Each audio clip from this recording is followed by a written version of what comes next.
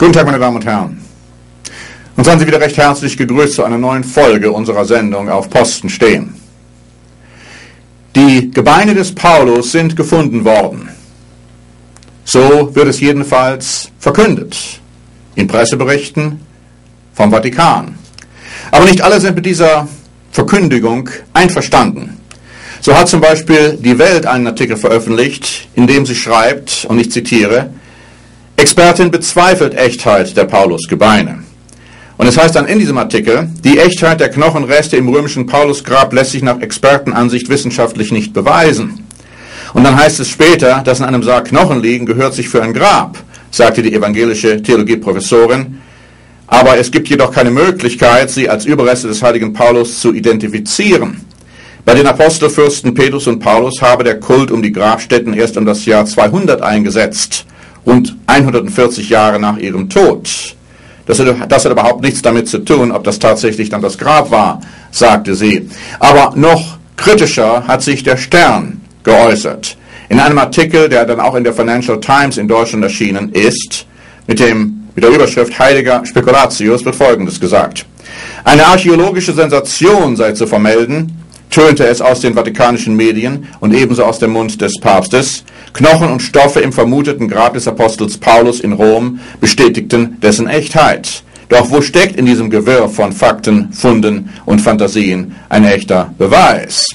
Und dann heißt es später in dem Artikel, das scheint die einhellige und unwidersprochene Tradition zu bestätigen, dass es sich hier um die sterblichen Überreste des Apostels Paulus handelt. All das erfüllt unsere Seele mit tiefer Emotion, so Benedikt der 16. Das Problem ist nur, was ist diese übereinstimmende, unwidersprochene Tradition? Dass diese Knochen die Knochen des Apostels Paulus sind, dass das Grab des Paulus überhaupt nach wie vor in Rom ist, dass seine Gebeine nach wie vor dort sind. Wie wir sehen werden, gibt es keine unwidersprochene Tradition in dieser Hinsicht.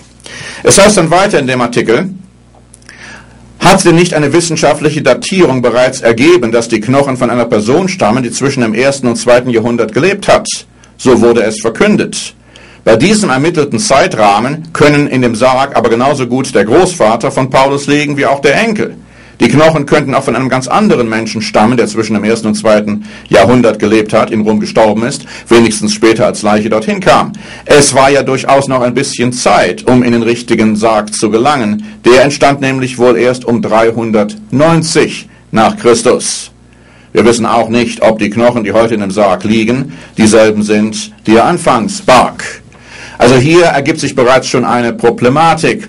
Aber wir brauchen gar nicht zu spekulieren, denn wir finden auch Zeugenaussagen, historische Quellen, die uns darlegen, dass Paulus heute, oder vielmehr die Gebeine des Paulus, heute gar nicht mehr in Rom sind.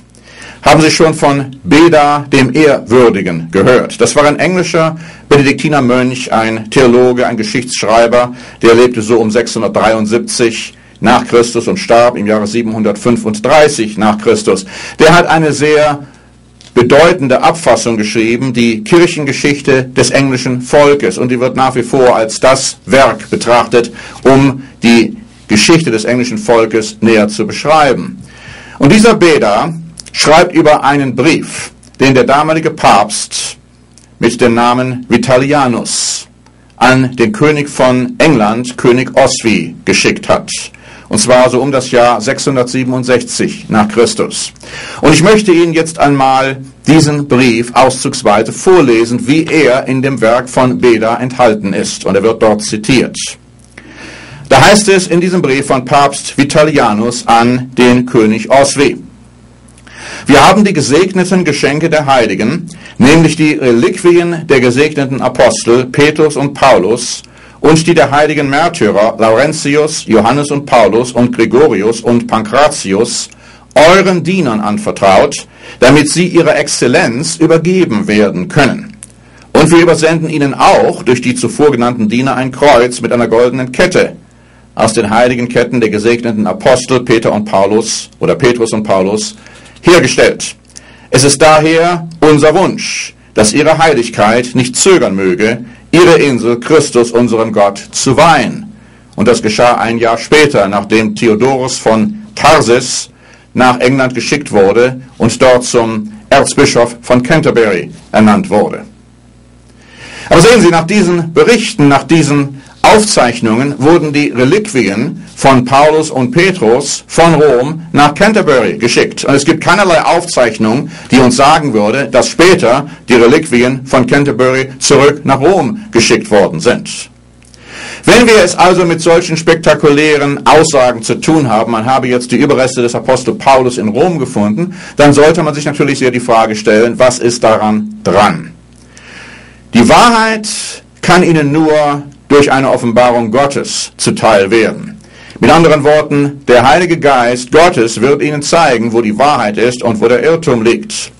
Aber den Heiligen Geist Gottes kann man nur dann erhalten, wenn man Gott gehorsam ist. Denn Gott gibt seinen Geist nur denen, die ihm gehorchen. Die Bibel sagt uns auch, dass wir alles prüfen sollen und nur das behalten sollen, was gut und was richtig und was wahr ist. Keine Lüge, kein Irrtum kommt aus der Wahrheit. Und Gott ist nicht der Autor der Lüge, sondern er ist der Autor der Wahrheit.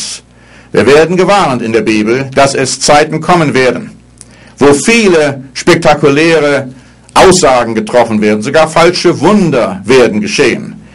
Aber die Auserwählten, wenn Sie zu den Auserwählten gehören, meine Damen und Herren, diejenigen, die Gott folgen wollen und den Heiligen Geist haben und die Kraft, ihm zu folgen, die werden nicht verführt werden. Aber die ganze Welt, heißt es, wird auf solche falschen Aussagen hereinfallen. Ich bitte zu Gott, dass Sie nicht zu denen gehören, die die Wahrheit verleugnen und den Irrtum anerkennen. Ich bedanke mich für Ihre Aufmerksamkeit. Ihr Norbert Link für die Sendung Auf Posten stehen.